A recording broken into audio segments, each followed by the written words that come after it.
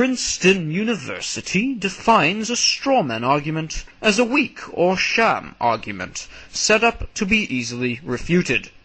Let us now look at a few classic atheist strawmen and show you how they do not hold up under scrutiny.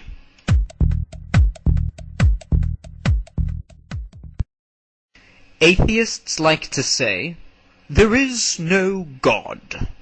And to them I say, "There is a God." And now it's my word against theirs.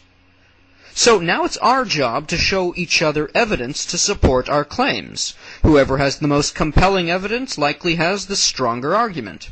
Now, what evidence would you show me to prove the non-existence of anything?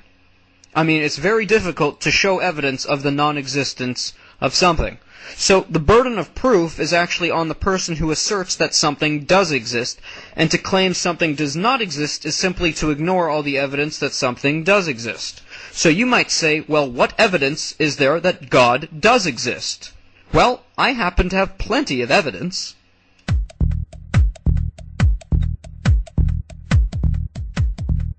I mean, quite frankly, I've got plenty of evidence. Atheists just seem to have selective hearing, or selective vision, it seems. You know, I'd ask any atheist, do you know everything? Well, let's be modest and say maybe you know half of everything. Is it possible that God exists in the half that you don't know? Because in order for you to claim that there is no God, that means you know that there is no God, which would make you all-knowing, and that would make you God anyway, so that's self-refuting. The fact is, you do not know everything. Therefore, the fact that you do not know God does not exclude the possibility of His existence, and certainly you must take into account the fact that there are many people who claim to know Him. I happen to be one of those people.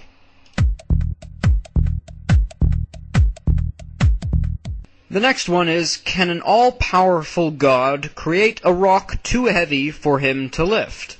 Now, I don't usually answer questions with questions, but can an invisible man be seen? Well, if he can be seen, then he's not invisible, and the question itself is self-refuting. You see, if God is all-powerful, that means there is nothing that is too heavy for Him to lift. So your question is actually a contradiction of terms, and is not really a problem with God. What they're trying to do is this. They're trying to say, well, if God cannot create a rock too heavy for Him to lift, then He is not all-powerful. Well, that's not true, because all-powerful means there is nothing physical that is too heavy for Him. It's the same as saying, well, if an invisible man cannot be seen, then he's not invisible. That clearly does not make sense. So then what they're trying to show you is, well, then that just means there's something God cannot do. God cannot create a rock too heavy for Him to lift. Well, who said that God can do everything? Certainly not I. God cannot lie. God cannot steal. God cannot do something that is illogical. God cannot create a circular triangle. God cannot send you to hell for no reason. You see, God is a God of logic and morality, and God cannot defy His nature or the laws of non-contradiction. So, God cannot do something that does not make sense, and you wouldn't want a God like that, because then God could do something to you that does not make sense, and that would suck. So the God that the atheist is appealing to here is a God of nonsense, which is exactly why they don't believe in God, because their concept of God is nonsense. The real and living God is true, and He is logical. The next one would be, who created God? The answer is, no one. God always existed. It's as simple as this. Either everything came from nothing, or something always existed. Since nothing can only make nothing, therefore something always existed. And that, dear friends, is God.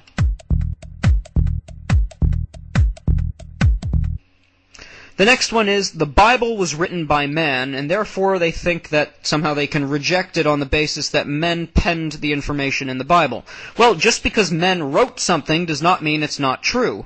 In fact, if someone wrote, "There is no God," and you're an atheist, you would believe what that man wrote. Now, if a man writes, "There is a God," Why don't you believe him if he's correct? In fact, the writers of the Bible claimed inspiration from God, and they proved their inspiration by predicting the future, because men do not know the future.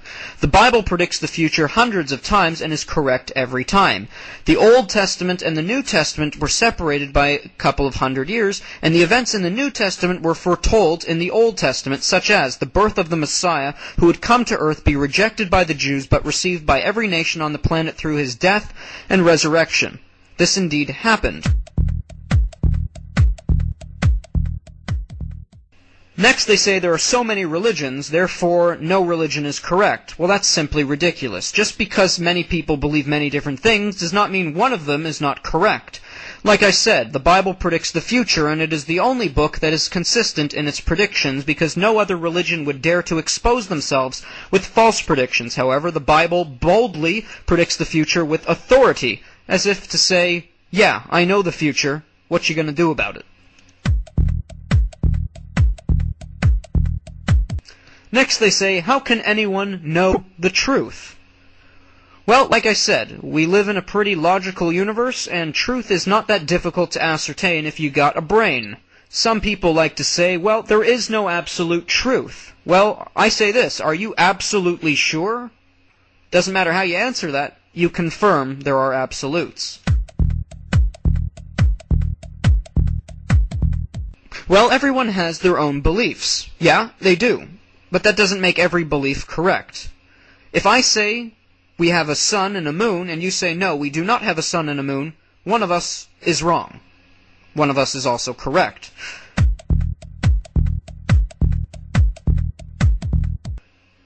Jesus was just a good man, not God. Well, Jesus Christ claimed to be God. I'll show you. In Genesis 18, God appeared to Abraham in the plains of Mamre, and Abraham was very excited about that. Then Jesus Christ, in John 8, said that your father Abraham rejoiced to see my day, and he saw it and was glad. The Jews said, you're not even 50 years old, and you have seen Abraham? Jesus said, I tell you the truth, before Abraham was born, I am. So, is Jesus Christ telling the truth, or is he a liar? If he's telling the truth, he is God. If he's lying, then he's not a good man.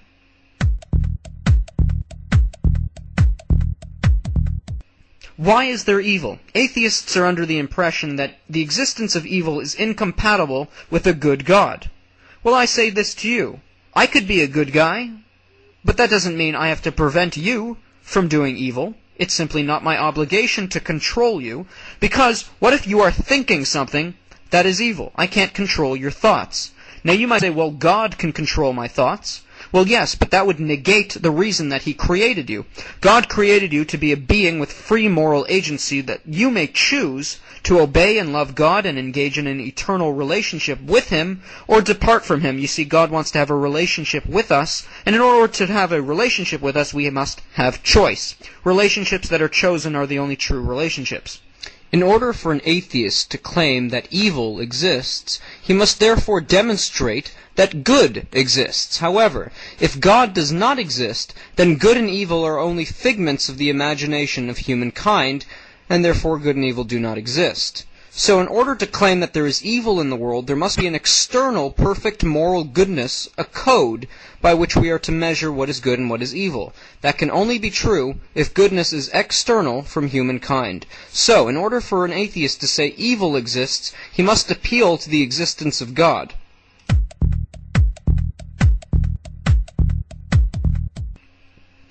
I believe in evolution, atheists say. Aha!